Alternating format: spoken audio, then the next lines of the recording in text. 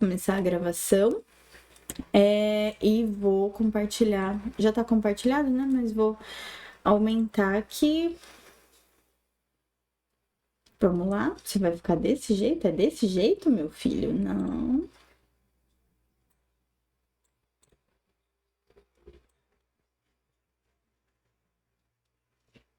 Pronto.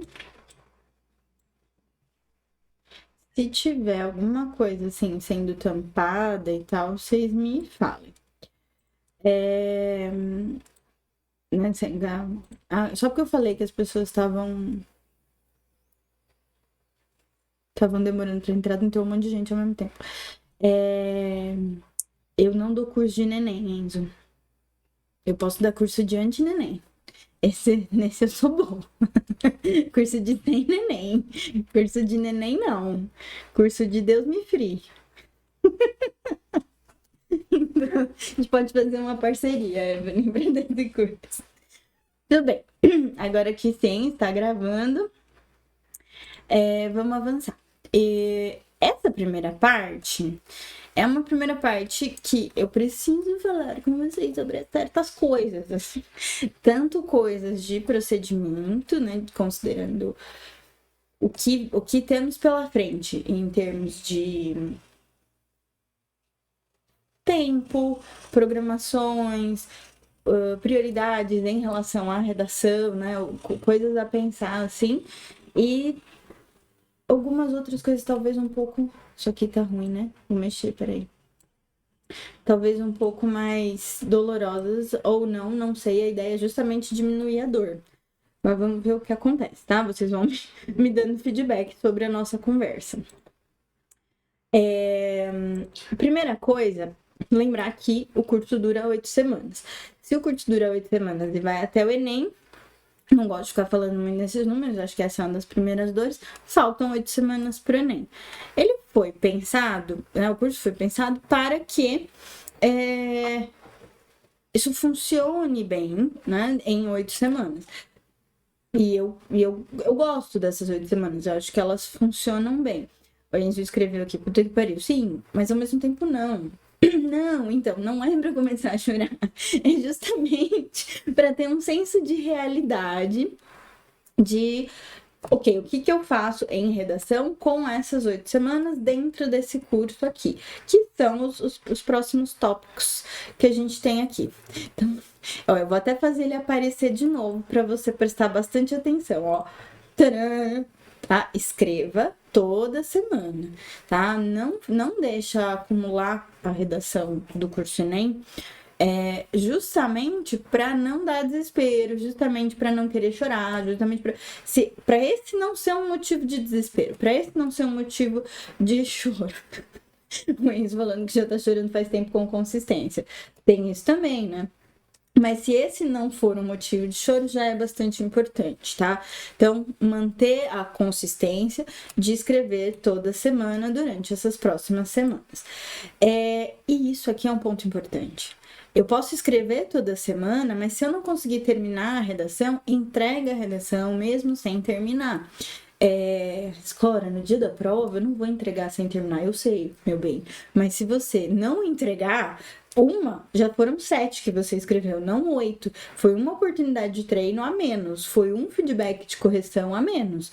Então, não é sobre o que você faria idêntico à prova, é sobre treinar e conseguir fazer alguma coisa, mesmo que seja, se for uma semana ruim, uma semana que não deu nem para lavar o cabelo, Marcelo, uma semana horrível, assim, mas deu para escrever meia redação. Então escreve meia redação, deu para escrever uma redação bem ruim, que você já sabe que vai vir tudo aquela nota que você tem vergonha, mas tudo bem, o que vai vir de feedback sobre isso, tá? E aí, nesse caso, das redações que vocês entregarem mesmo sem terminar, vem no plantão. Depois eu vou falar dos horários de plantão, são os mesmos de antes, tá? Mas o pessoal que é novo, eu vou mostrar. Tá lá no Classroom, tá? Eu coloquei uma abinha sobre plantão lá, como se inscrever, os plantões livres e tal, mas tá lá. Então, assim, não consegui terminar. Mandei a redação para correção e tô indo pro plantão para ver o que aconteceu nessa redação. Por que eu não terminei? Como que eu poderia ter terminado? Estudar essa redação que eu entreguei sem terminar. Uma outra alternativa da redação sem terminar é não deixa para entregar na última hora. Então, vai se programando para fazer e tal, e aí viu que travou, vai no plantão para tentar terminar com o plantonista. Isso também é uma alternativa. Professora, não vou ter um plantonista no dia da prova. Eu sei. O ponto é treinar, terminar a redação, entregar essa redação, não deixar o treino de redação da semana de lado, né? Então esse é o lance todo. Se dura 8 semanas, escrever 8 redações e escrever, entregar, mesmo que eu não tenha terminado, alguma coisa já é útil, já é eficiente. Outra coisa é, experimenta o que você aprender aqui. Lógico, quem já vem treinando, já tá experimentando muita coisa há algum tempo. Se não tá na hora de começar. Mas quem é novo, principalmente, experimenta o que eu vou sugerir. Porque são experimentações testadas já. Então, o lance é como que isso faz sentido na sua experimentação, como que isso que eu estou ensinando vai fazer sentido no seu jeito de escrever redação. Então, esses testes, né? Ver se essa ideia faz sentido com isso aqui, com aquilo ali, é importante para avançar. E, de novo, o plantão é seu amigo. Vai para o plantão e vê se isso que você testou faz sentido, não faz sentido, funciona, não funciona. Aqui é especificamente com quem já está no curso de redação desde o extensivo. Vamos supor que você tem redação atrasada. Sim, é difícil isso acontecer, mas vamos supor que você tem redação atrasada. Tá tudo bem, cancela as atrasadas. Ninguém vai olhar para suas redações atrasadas com julgamento agora. Então, novo curso, novas prioridades é nesse sentido, né? Foca em fazer as 8 redações do Enem, mais do que em fazer as redações atrasadas. A não ser que você seja uma pessoa que não se importa muito com a redação do Enem. Que, não, eu quase entrei na Unifesp ano passado, e aí eu quero muito Unifesp, eu acho que, assim, eu tenho chances grandes, então a minha redação do Enem vai ser um negócio meio chutado, e a Unifesp é mais importante para mim, eu tenho redações modelo VUNESP que eu acho que fazem mais sentido e tal, e aí então eu vou colocar essas em dia, não vou colocar as de Enem. Vocês viram que é um caso muito específico que eu contei. Então, e eu já ouvi esses casos, isso já aconteceu nas minhas salas de aula e tá tudo bem. Ou a Unifesp, ou alguma outra da VUNESP, ou as particulares, a pessoa falando, não, eu vou fazer o Enem e tal, mas o meu foco é nas particulares. Tudo bem também, então vai, mete as caras na VUNESP, mas usa essas técnicas de Enem para reaplicar nas de VUNESP, tá? Isso, muita coisa que a gente vê no curso Enem com muito pragmatismo, muita objetividade, faz muito sentido nas redações de VUNESP. Então, as partes técnicas, as análises, as aulas são boas. O lance mais importante é a intervenção, que você vai deixar mais de lado, porque não é um problema para VUNESP, tá? E avalie-se, né? Verifica quem é você na fila do vestibular, no sentido de, eu realmente preciso da nota do Enem, então eu vou fazer 8 semanas de redação Enem e ninguém me tira disso. Ou não é tão foco para mim, vou fazer, avalia e faz aí um bem bolado do que você acha melhor.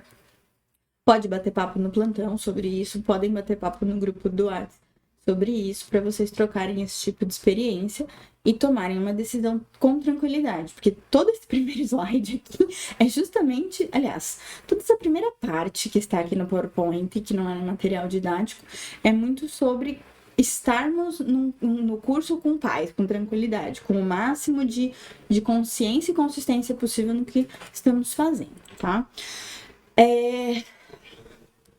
Essa também é um pouco dolorida, mas, por favor, não pesquise os temas enquanto planeja a redação. Ora, mas eu nunca vi esse tema na minha vida. Problemas, mentira. Mentira, é um problema seu, mas é um problema meu, mas é também um pedido aqui que faz parte do projeto. Por que isso? Porque faltam 8 semanas, entende? A gente pesquisou o tema até agora e ótimo, tudo bem, mas agora é hora de largar esse vício de pesquisar o tema enquanto está escrevendo e fazer muito mais o serviço, vamos dizer, né? O trabalho, o esforço, gastar energia em puxar coisas que você já tem na memória, em entender o que a coletânea te oferece, em criar um projeto de texto eficiente, razoável, a partir do que a coletânea e a frase tema te oferecem, e a sua memória, né? Coletânea, frase tema e sua memória te oferecem, do que ficar pesquisando. Tanto porque é um vício muleta, que você não vai ter no dia da prova. Ele causa culpa. Ai, não devia estar pesquisando, eu devia estar fazendo direto. Ai, porque eu não vou ter isso no dia da prova. Ai, não, mas só um pouquinho, porque vai que esse tema cai. Então, assim, não fica mastigando esse tipo de culpa. Faz sem pesquisar. Desde já. Se for um tema que você fala assim, não sei nada, escreve com o que tem na manga, e depois que já tiver pronta a redação, pesquisa. Porque, não, é um tema muito legal, é um tema que eu acho que vai que cai, não sei o quê. Aí pesquisa, e pesquisa com tempo contado, tá? Não fica assim, a gente abre, porque assim, eu faço isso, né? Eu abro 15 abas, assim, no meu Google Chrome e fico lendo sobre o tema. Aí eu acho um vídeo, um TEDx, um não sei o quê, e aí quando eu vejo, eu virei especialista sobre o tema. E é mó legal, né? Porque a gente vai alimentando ali o cérebro com coisas novas e fala, ai, que divertido. Aí você vê, passaram 3 horas. Então, não faz isso. Coloca um limite de tempo ali que você quer para essa pesquisa. E coloca um limite de páginas também. Pega uma folha de sulfite, uma face da folha de sulfite e anota nessa face da folha de sulfite com letra legível. Acabou. Não tem choro. Para você ter um sistema de organização do repertório, ter esse colchão de tipo, tá, eu não sabia nada do tema, agora eu estudei. Mas mais importante que isso não é o acúmulo desses repertórios a partir dos temas, é saber lidar quando os temas são eita porra, sabe? Tem olho pro eita porra.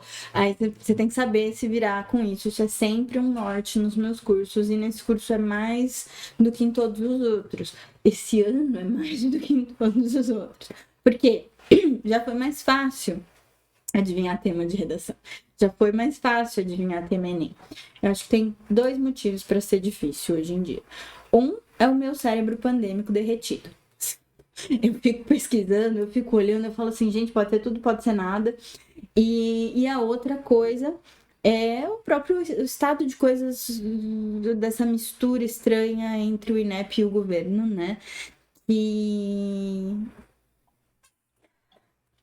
por exemplo, né, assim, eu acho difícil falar sobre ciência no Enem, sobre negacionismo, sobre queimada da Amazônia. Acho muito difícil isso aparecer desse jeito, que são que são temas muito mais palatáveis para a VUNESP. Ao mesmo tempo, se a gente olhar os temas que caíram no Enem ano passado, né, da empatia, o da empatia foi muito estranho. Já fizemos ele esse ano aqui na Exata, mas assim, foi, né? E não deixa de ser um tema sobre a nossa sociedade, porque quanto mais polarizado, menos empático, e a gente vem se tornando cada vez mais individualista. Então não é um negócio surreal, mas é um negócio que eu não ia abrir meu bolso de ideias assim e falar, gente, vamos falar de empatia? Eu tiraria do meu outro bolso de temas que eu nunca pensaria. E aí eu falava, vamos falar de empatia, vamos falar de empatia. Ainda assim, eu faria reciprocamente, eu não faria empatia pro Enem. Então, assim, existe um fator aí de novidades, de surpresas, que o Enem já no passado trouxe. O tema principal, que foi o da saúde mental, dos estigmas das doenças mentais, foi um tema bem legal, um tema muito bem posicionado dentro dos textos da coletânea, é um tema da atualidade. Mas de novo, não é um tema que naquele ano a gente ficaria, nossa, então tá, é um tema super em alta, vamos falar. E teve um outro tema que eu acho que era sobre uma vulnerabilidade mais explícita, tipo fome, eu não lembro qual é. Que é um tema que vale a pena, viu? Assim, quem não fez, fazer e tal, porque ele entra justamente no que a gente vai discutir hoje, na segunda parte, que é as vulnerabilidades, tá? Então, toda essa explanação sobre os motivos de ser muito difícil identificar o que pode cair no Enem, justamente para não ficar se preocupando em pesquisar os temas. Por quê? Porque se não tem muito como adivinhar qual é o tema, não adianta nada ficar acumulando repertório sobre o que pode nunca cair. E sim organizar e recuperar o repertório que a gente já tem e colocar ele na redação. Então, esse tem que ser o norte sempre, a agulhinha tem que estar apontando sempre para lá. Temos aqui no direct, pode xingar o presidente na prova com classe? Com classe pode. A gente pode fazer uma aula inteira sobre isso. A Fabi, quando a Fabi chegar, ela é muito boa nisso. Ela é muito boa em xingar o presidente com classe. Ela pode dar um workshop. Vou dar um workshop disso um dia. Eu juro. Vou anotar.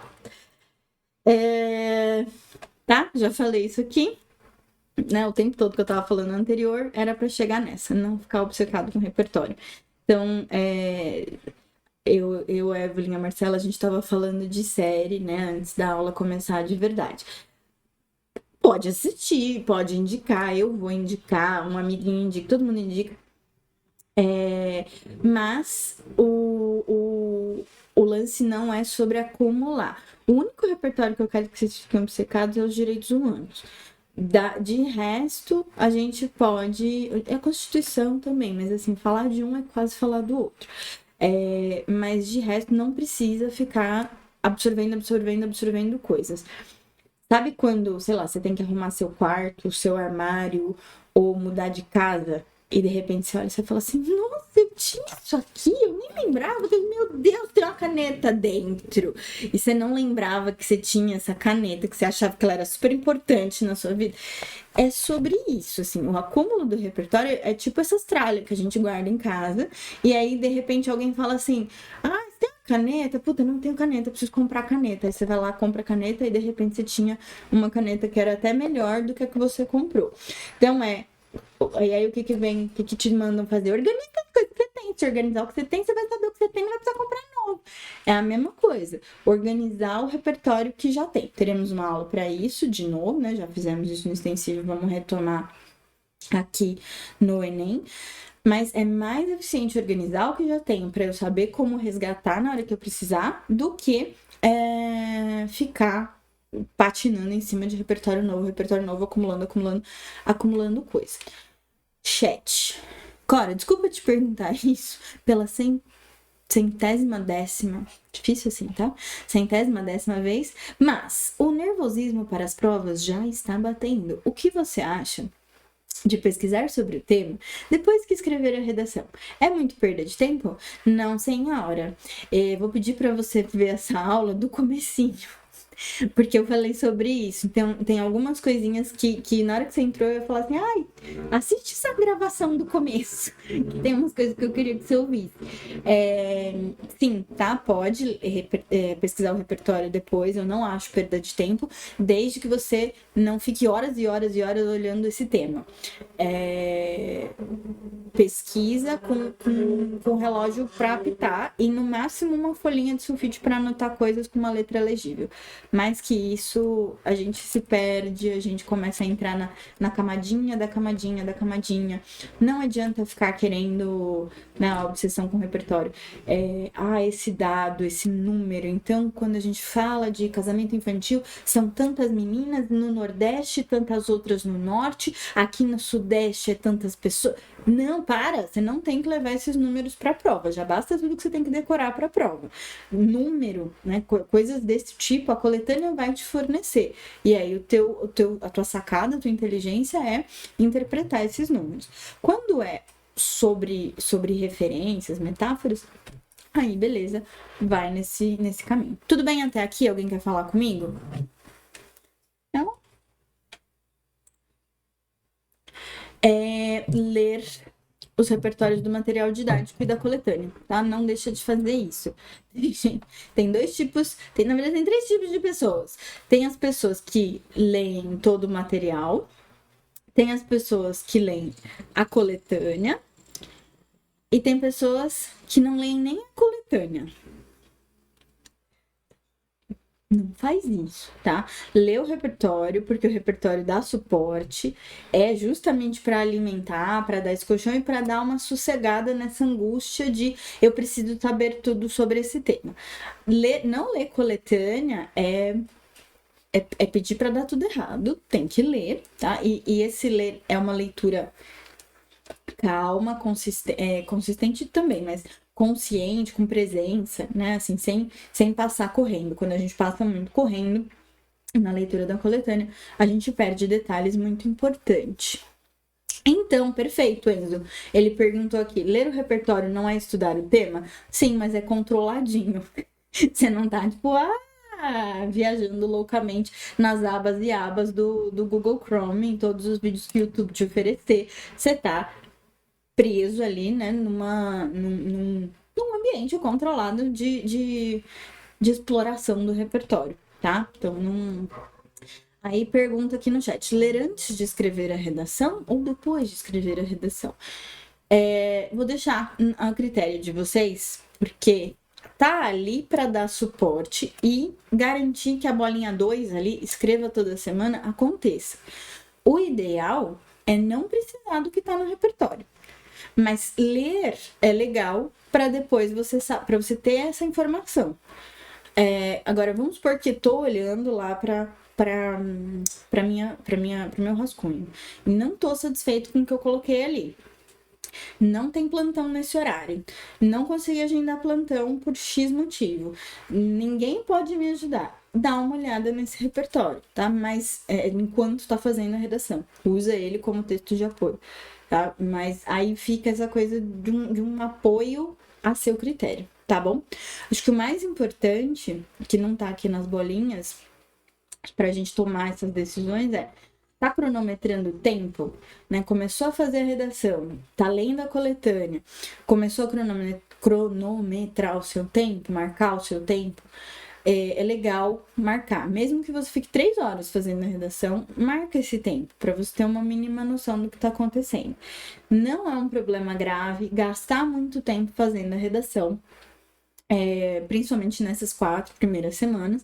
É legal ir acelerando isso o máximo possível, o quanto antes, dentro de uma expectativa plausível com o seu tempo de prova, tá? Não se... Né? Tem gente, eu vou fazer em 1 hora a redação. Mas o seu tempo de prova permite que você faça a redação em 1h30. Então, quando você simula a prova, ou todas as vezes que você já fez Enem, o seu Enem, para você, sobra ali com folga, com tranquilidade, com respiro 1h30, 1h15. Então, se programa para que essa redação saia em 1h15, 1h30, tá? Dentro do que existe para você. Então, cronometrar, não ficar obcecado com o repertório. Tinha mais uma coisa aqui nas bolinhas que eu não coloquei, na verdade, mas tudo bem. Depois eu lembro e falo. E falo para vocês. Vamos avançar. Então, aqui, acho que dói um pouco mais do que tudo que a gente já falou até agora. Para que serve um texto 1000?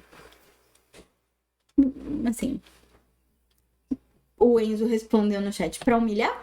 Interrogação. Para parâmetro? Para parâmetro. Lembrei das coisas, da última coisa que eu queria falar antes de chegar nessa tela. Escrevam os textos à mão. Escrevam os textos à mão. Tá? Eu não coloquei no Google Class ainda a folha de redação do Exata. Eu acho que eu nem vou colocar do Exata, acho que eu vou colocar uma de rascunho do Enem, para ficar bem específico o tamanho do Enem. Isso é muito importante, porque tudo bem, a gente pode diminuir a nossa letra para ela caber ali, mas é um espaço físico muito limitado, ele é diferente. Não escrever à mão vai bagunçar tudo na hora de ir para a prova se a gente ficar só no Google Docs. Na hora de enviar a redação, para quem é novo, tem que digitar no Google Docs para enviar, tá? Não é para escanear e mandar escaneado, que senão bagunça tudo a correção para os plantonistas.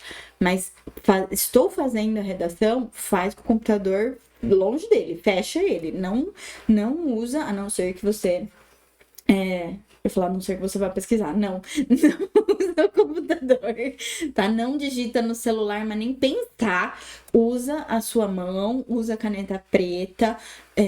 E assim, de preferência, quando chegar mais perto, umas 4 semanas, rascunha de caneta preta, tá? Não rascunha de lápis, mas umas 4 semanas antes. Assim, se acostuma de verdade com isso. Vira sommelier de caneta preta. Tá? Ah, eu gosto mais dessa. Ah, eu gosto mais dessa outra. Ah, essa aqui não me dá dor na munheca. Ah, essa daqui vai, assim, não tem problema. Mas não fica viciado no computador. Eu não sei explicar os porquês, mas faz muita diferença. Os porquês cognitivos, neurofisiológicos, não sei. Eu sei que é verdade. Confia em mim, tá? Agora, voltando. Para que serve, né, o texto 1000? Temos aqui depoimentos sobre cores de caneta. Antes disso, vamos lá. Os textos 1000 servem para humilhar? Interrogação. Servem de parâmetro? Servem para estudar? Servem para nos ensinar algo? Interrogação. Sim. Servem para ver o que funciona, tá? Então, assim, é para isso que serve o texto 1000. E pronto. Tá? Não é para tirar 1000. Não precisa tirar 1000. Tá tudo bem não tirar 1000. É mó legal. É mó legal. Queria, inclusive, eu mesma tirar 1000. Mas não precisa tirar 1000. A gente precisa de 900 e alguma coisa se a gente... Nossa, eu ia tirar 1000, agora não vou mais. Não, tudo bem, assim, você quer, pode tirar, mas não precisa, né? E assim, parece brincadeira, mas é muito real, é muito sério. Eu acho que tentar tirar um texto 1000 só serve para escangalhar a nossa saúde mental. Assim, não, ele é uma coisa pra gente perseguir, mas não necessariamente pra gente chegar. A gente tem que se permitir tirar 900 e alguma coisa. Isso para quem tá tentando medicina. Para quem não tá tentando medicina, 800 e alguma coisa, 700 e alguma coisa. A vida pode ser muito boa com isso, tá? E aí, né, assim, a gente precisa ter essa conversa, eu acho, porque a mídia... ela é uma desgraça, né? Porque a pessoa tira 1000, aí ela dá entrevista na Globo, ela dá entrevista no Guia do Estudante, leia os textos 1000 da pessoa, não sei o quê, e as dicas de como ela chegou lá, e aí parece, ela vira o quê? Uma celebridade, né? Aí eu pergunto, você quer ser uma celebridade ou você quer a sua vaga com saúde mental? Eu prefiro que você escolha a vaga com saúde mental, tá? Então, perseguir o 1000... é uma chance, assim, de conseguir só coisas cruéis com você mesmo, tá? Além disso, vamos a alguns números. Total de candidatos com nota 1000 no Enem ao longo dos últimos anos. Tá dando para ler? Em 2018, foram 481 candidatos que conseguiram... Em 2013, eu pergunto se tá dando para ler, e eu mesma não estou. A idade é foda, né? 481 candidatos em 2013 tiraram 1000 no Enem. Aí chega em 2014, 250 candidatos. Depois, 2015, 105 candidatos. 16, 77 candidatos. 2017, 53 candidatos. 2018, 55, tá subindo de novo. 2019, 53 de novo. E aí, ano passado, 28 candidatos. Eu acho muito importante olhar para isso. Depois a gente olha para as mudanças de tema, Enzo. Mas olha o número, assim... A gente até pode, né? O próprio INEP atribui esse 28 e não 53, 55, 60 ao número de abstenções. Então, bastante gente falta. Se bastante gente falta, bastante gente deixa de tentar tirar 1.000. E aí você tem um espaço amostral menor com incidências menores. Mas não tem nada a ver com 480, assim, né? Que é coisa de poucos anos atrás, 6 anos atrás. Então, existe uma alteração frequente. Todo ano acontecem alterações na forma de corrigir. E essas alterações vão dificultando o 1.000 de existir, dele de fato ocorrer, aparecer. É como se a banca estivesse falando, não é para dar 1.000, não dê 1.000, você vai dar 1.000 para redações excepcionais. Então, perseguir esse 1.000 é querer ser 28 em 5 milhões. Eu sei que a sua mãe diz que você não é todo mundo, mas não precisa ter 28 em 5 milhões, você só precisa da sua vaga. Né? Então, assim, mesmo se a gente olhar para 2013, 480 em sei lá quantos milhões que foram inscritos naquela época, também é uma estatística muito cruel da gente perseguir, tá? Não faz bem. Então, ficar ali entre os 900 e alguma coisa, já é bastante eficiente, tá? Não, acho que é legal ter noção desses números pra gente ir limpando essa coisa. E é claro, se você tirar 1.000, bora, vamos tomar um balde de cerveja, lamber corrimão, vai ser mó legal, né? Tá tudo bem, assim, não, cerveja artesanal, por favor, porque sou fina. Mas, você já viu a diferença entre cerveja artesanal e cerveja normal? Assim, é um negócio muito gritante. Depois que você acostuma com uma, você fala assim, como eu fiz isso comigo mesma por tanto tempo? Mas enfim, é legal a gente olhar esses números para não ter o estigma. O Enzo tinha falado para olhar as mudanças nos temas. Vamos olhar então. Não estava no meu plano, mas vamos dar uma olhadinha.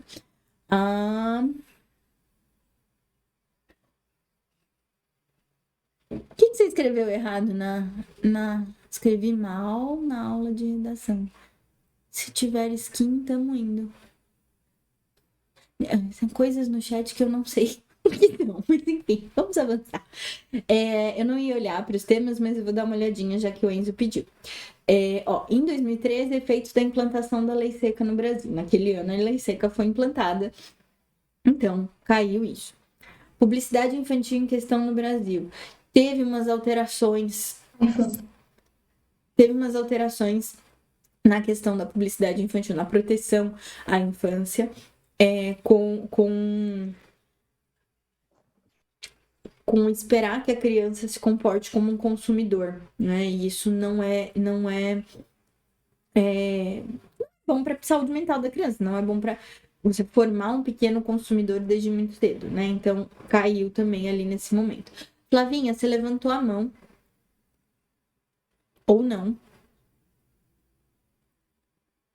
Acho que não, acho que foi sem querer. Depois da persistência da violência contra a mulher, foi o gato. Meu gato mandou mensagem pro crush hoje. Que bom que foi pro crush. Da persistência contra a mulher, naquele ano acho que fazia 10 anos da lei da Maria da Penha, da Lei Maria da Penha, e naquele ano também foi a homologação da lei de feminicídio pela Dilma. Então, caiu naquele ano esse tema. Intolerância religiosa no Brasil. Eu não lembro se teve alguma alteração em legislação, mas foi um ano em que a nossa noção de que a laicidade do Estado era muito mais na teoria do que na prática, ficou muito mais aparente, né? A gente ficou muito mais exposto à falta de laicidade prática do Estado. Então, a gente é laico, mas a gente não tem laicidade na prática. Isso aconteceu naquele ano. Depois, desafios para a formação educacional de surdos, eu não lembro se teve alteração na legislação. A questão da manipulação do comportamento de usuários foi uma coisa muito forte naquele ano também. Aí, democratização do acesso ao cinema. já foi um ano esquisito, né, Enzo? De como lidar com a coisa, e aí vem 2020 mais lidar com a coisa, eu tô falando lidar com o tema, né? Mas nada disso é, né? Ainda não perguntaram assim de certo sobre canários, sabe? Assim, ainda não é um negócio de tipo colocar uma receita de bolo no jornal. Ainda tem perguntas bastante coerentes com o projeto do MEC, projeto de educação do MEC. Então, assim, democratização de uma coisa que não é, né? Não estamos falando de democratização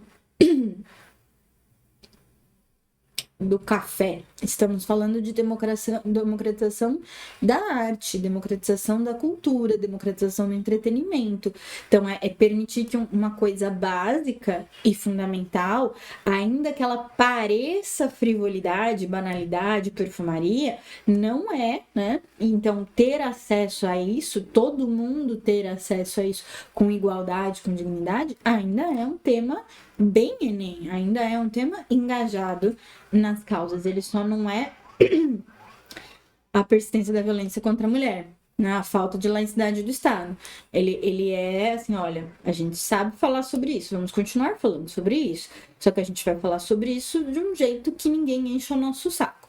Então, eu acredito, ainda acredito que as coisas sigam nesse caminho, porque o estigma associado às doenças mentais também vai por aí, né? Assim, se a gente parar para pensar, ter acesso a uma saúde mental de qualidade, viver em uma sociedade em que as pessoas não são estigmatizadas pela sua saúde mental, né? A gente, por exemplo, vamos ler, eu leio esse tema agora e penso no presidente.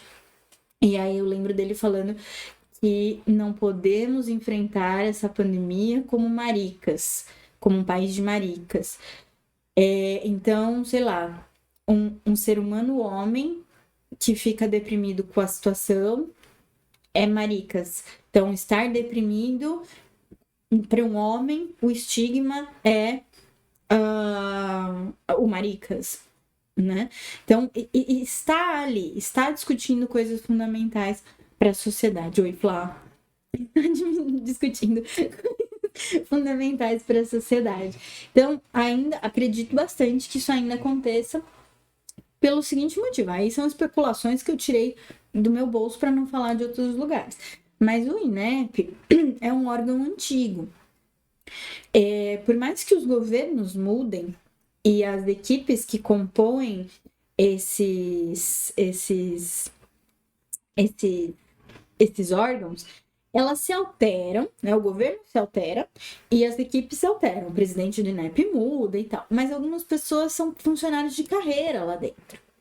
E existe um projeto do MEC que inclui o Exame Nacional do Ensino Médio. Então, por mais que as coisas estejam muito esquisitas no topo ali da pirâmide, no chão de fábrica, é a galera que sempre fez isso e sabe fazer.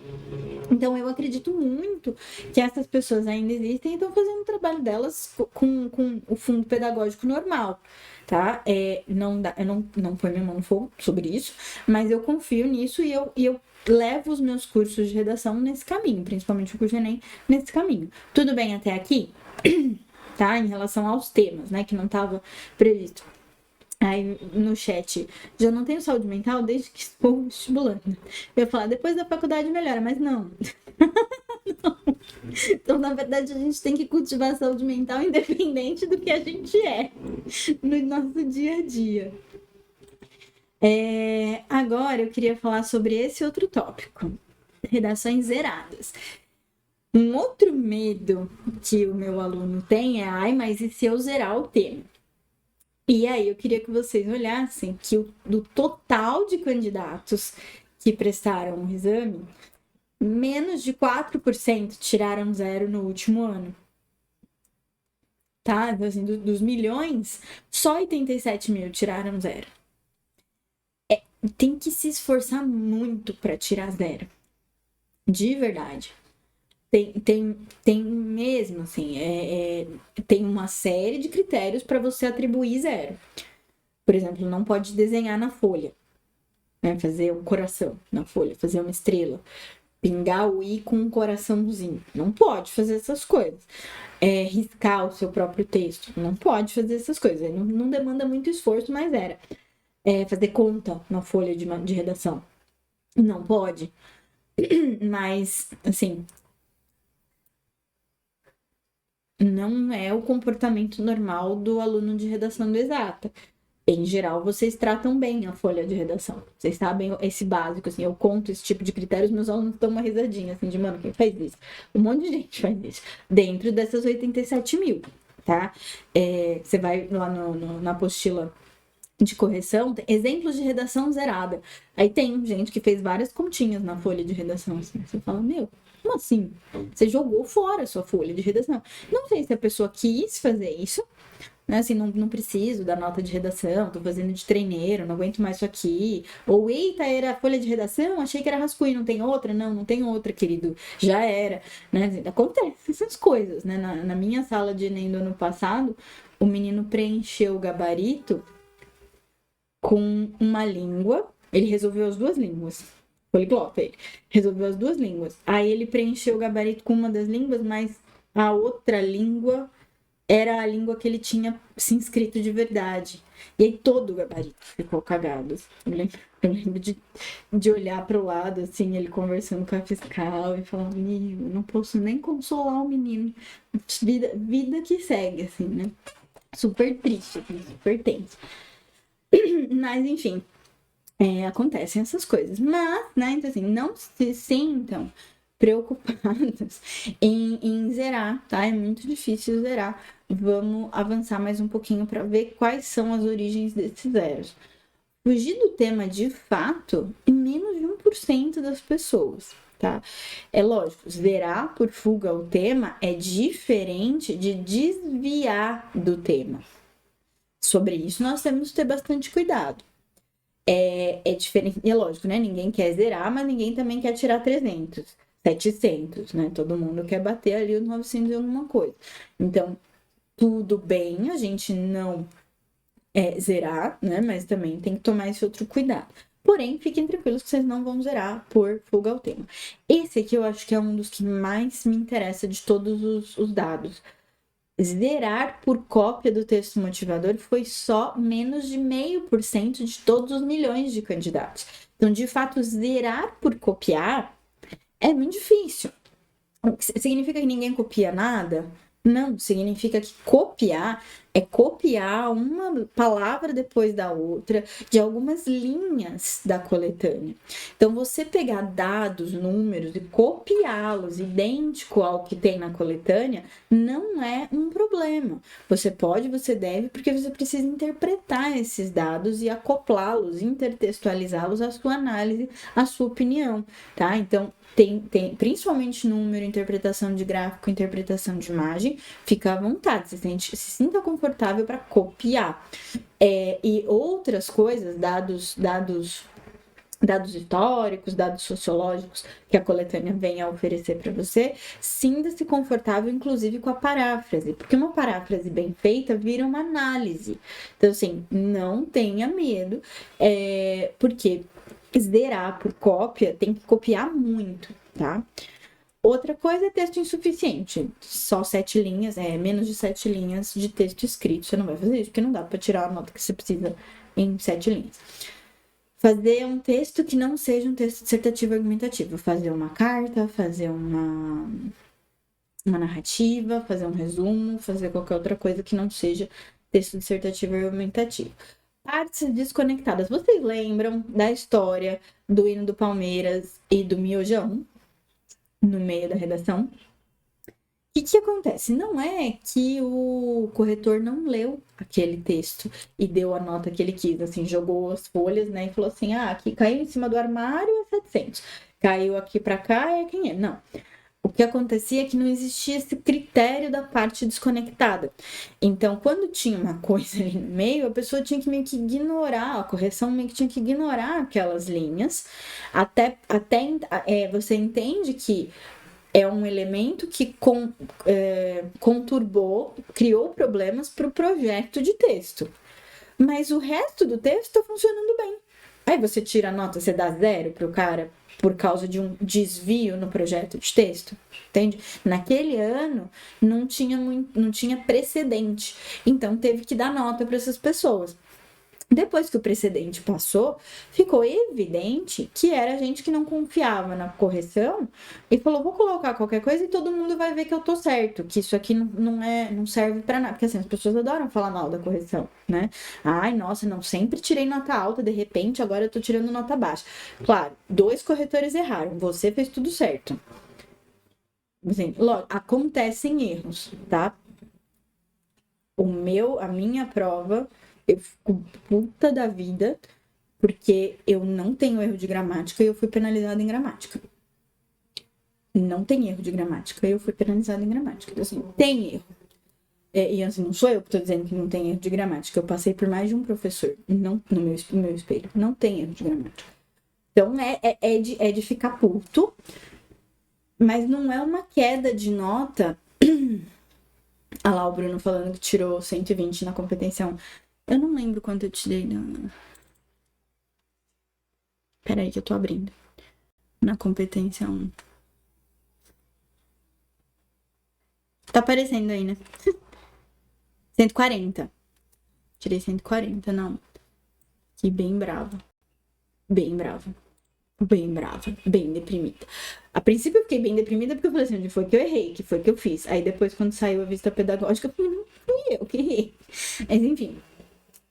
Acontecem erros, mas não é uma queda tão brusca. Não é um negócio que, sim, você fala... Né, a redação foi jogada para o alto e aconteceu isso. Então, em relação à parte desconectada, não é não pode mais enfiar um negócio no meio do texto e você vai ser só penalizado pelo projeto de texto conturbado, e sim por ter feito um negócio claramente para bagunçar o rolê, bagunçar o gabarito de correção, né? Então, isso acontece. Eu sei que você não vai colocar, mas eu sei também que muita gente tem essa angústia, essa curiosidade sobre a parte desconectada, sobre a história do miojo, a história do hino do Palmeiras. E redações em branco. Olha só, as pessoas que de fato não quiseram entregar a redação são o maior número de zeros que o Enem tem, tá? Então, se de um lado o Enem não quer dar nota 1000, de outro ele também não quer dar nota 0. Ele quer que as pessoas fiquem ali no meio da curvinha, né? Mas ele não quer muita gente nas pontas, tá? Isso não é um sinal ruim, é um sinal de tentar distribuir dentro de notas mais variáveis do que os extremos. E isso é bom para distribuição das vagas e tal. Então, geralmente, quem faz esse tipo de cuidado, né, não tá pensando nada muito, muito cruel. Aí, os outros motivos, que aí são fazer desenho, fazer conta, essas coisas que eu falei para vocês, escrever recado. Gente que escreve recado. Um outro elemento de parte desconectada que aparece às vezes é frase. Tipo, sei lá, que assim seja, amém. Sabe, assim, tem gente que coloca umas frases religiosas no final do texto, meio que pra abençoar o texto, eu acho. Não pode, né? Mas tem isso, já era a redação, tá? Assinar, assim como deixar recado pro corretor, tal, e aí são esses outros motivos. Mas é 0,17%, tá? Ainda bem que é pouquinho. E aí o desempenho geral, né? Isso aqui também é uma coisa que é legal a gente olhar para isso, né? Aonde estamos nessa entrega nas mãos de Deus, literalmente. Confiança, né? Tem fiéis confiantes que realmente entregam, mas entrega simbolicamente, mentalmente, não escreve no texto. Não escreve no texto. Então, onde estamos nessa curvinha bonitinha aqui, né? Nessa gaussianinha aqui? Não estamos, a maior parte dos alunos do Exata não tá ali naquele 501 a 600. Geralmente tá mais para cá, né? Assim, do 700 pro 900 ou do 800 pro 900. Tá? Isso é legal de perceber, Porque se de um lado nós não somos 28 em 5 milhões, não tiramos aquele 1.000 que a gente super queria, né, que a sua mãe falou que você é diferente e tal, e você queria dar entrevista para o guia do estudante e tudo mais, ao mesmo tempo que não somos algo entre vamos colocar 8, 9, 10, 11, 12, 13% dos candidatos. Se a gente considerar ali que estamos entre os 800 e o 980, né? Então, isso é bem legal. Isso é falar, porra, caralho, quem eu sou nessa fila aqui? Assim, em milhões, eu sou esses ou 8 ou 5%. Eu estou entre 13%. Isso é bem legal, tá? Porque já dá uma noção pra gente de que a gente sabe muita coisa. De que a gente tá, infelizmente, disputando uma carreira concorrida e precisa de uma pontuação filha da puta, mas ao mesmo tempo a gente já tá muito perto dessa pontuação filha da puta, tá? As primeiras aulas do curso são muito sobre como nos mantermos nesses 13%. E aí a gente vai refinando para conseguir ficar só entre os 5% que a gente precisa, acima de 900 e alguma coisa, tá? Dá para fazer muita coisa só com essa parte inicial, só com essa parte de segue isso, faz aquilo, não faz aquilo outro, garante isso, garante assim, bem roboticamente, assim, acho que é o momento do ano que eu mais dou diretrizes bastante robóticas, mas elas são efetivas, elas são funcionais pra gente ficar entre os primeiros, né, de 800 a 900 e depois ir subindo mais um pouquinho no gráfico. Aí temos aqui no chat, que satisfação ver esse gráfico, kkkkkk. Deu até um quentinho no coração. Sim, dá um quentinho no coração, né? Depois de você olhar a sua vista pedagógica e falar assim, ai, por que eu errei isso? Aí você fala, nossa, mas olha onde eu tô no gráfico, né? Então é gostosinho. Ok, tá? Essa é a primeira conversa que eu precisava ter, que eu falei que era um pouco dolorida, mas no fim as coisas até que ficam bem, né? Assim, tem uns nãos e uns faça e um aceita, né? No meio da conversa, mas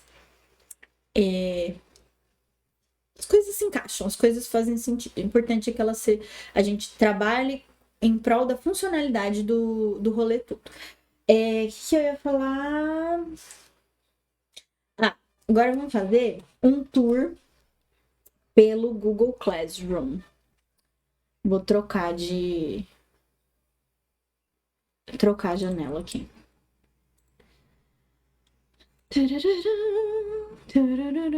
Aqui. Pronto. Estão vendo aqui, né? Eu não sei porque tem um troço verde aqui alguém escreveu na minha tela e eu não sei apagar.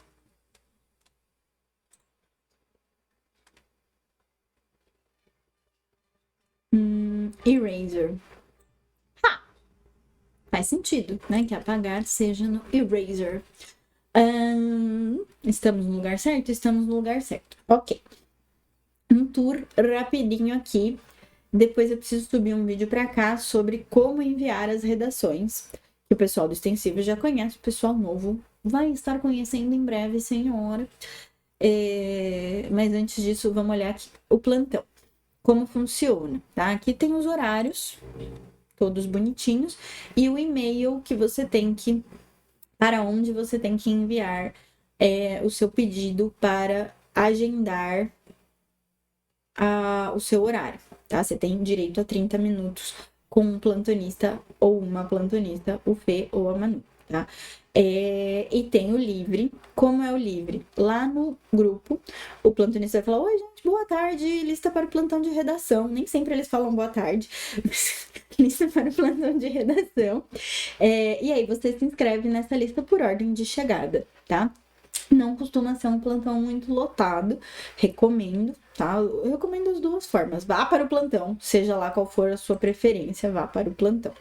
Nesse curso, parecido, né, inspirado pelo curso do Gabs, eu resolvi fazer alguns pré-aulas, tá? Eu coloquei assim, me assista antes da aula 2, me assista antes da aula 3.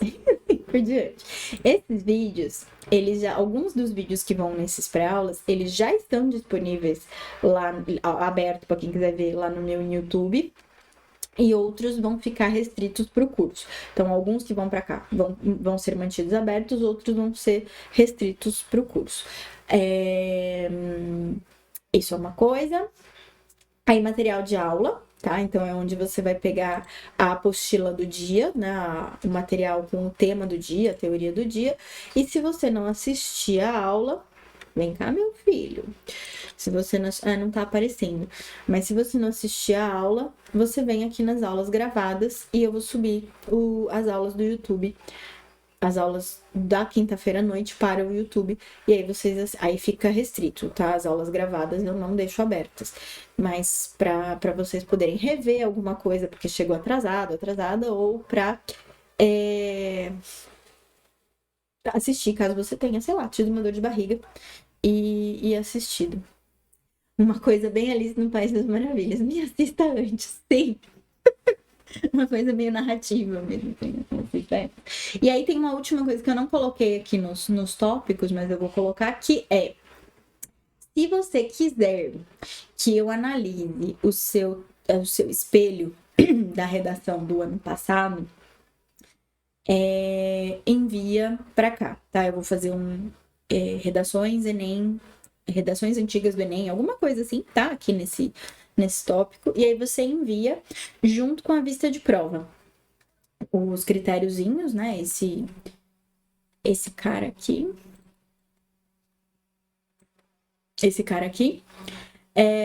E o meu CPF passando na tela. ninguém me inscreve pra nada. A vista de prova e o seu espelho. E aí eu faço uma análise, não na aula, eu vou gravar a análise. Os amiguinhos vão ver a nota que eu tirei no ano passado. Me inscrever para ser mesário, por favor, não faz isso comigo. Eu acho que só professor tem acesso ao que o aluno sobe para cá. Então eu acho que o amiguinho não vai ver o que você enviar para cá. E aí eu vou gravar o vídeo e vou deixar o vídeo aqui. Só que eu não preciso. Aí pode me mandar mensagem, tipo, agora eu subi minha redação e minha vista pedagógica para você analisar, mas eu queria que você não falasse meu nome. Outra coisa que eu queria saber é se vocês deixam eu deixar isso disponível aberto, sem ser fechado aqui só para nós, aberto para o mundo, assim, para outras pessoas que queiram. Aí, se você quiser que deixe aberto, você me manda mensagem. Se você quiser que deixe fechado, só para quem é do Exata, você me manda mensagem. Ficou claro isso? São duas escolhas. A escolha de eu não mencionar o nome, eu posso não mencionar o nome ever, mas assim... aliás, é mais provável que eu não mencione, mas se você realmente não quiser que eu mencione, me avisa, porque assim eu tomo mais cuidado. Porque eu tenho a tendência de tô lá fazendo isso. Então, Flávia, como se a pessoa estivesse comigo. Então, Flávia, acontece aqui, não sei o quê. E aí eu vou tomar o cuidado de, se eu falar, cortar do vídeo ou cortar a redação para não aparecer o rolezinho com o CPF e o seu nome e coisas desse gênero, porque senão vai ter muitos mesários nesse rolê. Por favor, não me inscreve como mesário. Porque assim, é útil ser mesário para quem é funcionário público. Eu não sou funcionária pública, tá? Porque você pode tirar descontos lá, como é que é? Feriado prolongado, licença. Eu não tenho direito a isso, tá? Então não faz isso comigo. Ok, tá? Então fica aí. Aí a segunda decisão é se eu posso deixar esse vídeo aberto para o mundo do YouTube ou se eu deixo esse vídeo fechadinho só para o mundo do Exata Redação, tá bom? Tá bom, depois eu coloco o tópico aqui para vocês. Muito bem. Dado que são 7:02 e a próxima etapa da aula é sobre de técnica mesmo, né? Já é sobre leitura de tema e tal, e o texto 1000 e tudo mais. A gente vai mudar muito de assunto e eu não queria interromper. Então a gente vai pausar, fazer intervalo e volta para falar de redação de fato e não de como a gente tem que se organizar para fazer a redação. Tá bom? Tô pausando a gravação.